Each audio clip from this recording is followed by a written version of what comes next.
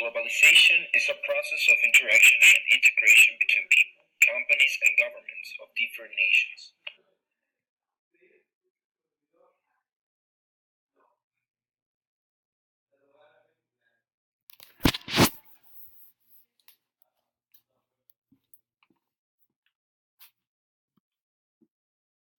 Trade is known as the act of changing goods, mainly for money or monetary purposes.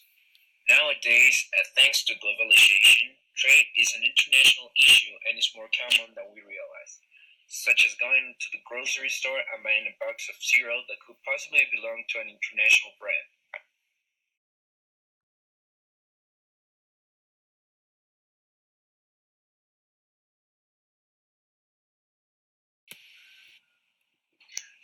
Digital revolution is the shift from analog, mechanical, and electronic technology to digital technology, which began in the late 1950s through the late 1970s with the adoption of proliferation of digital computers and digital record keeping.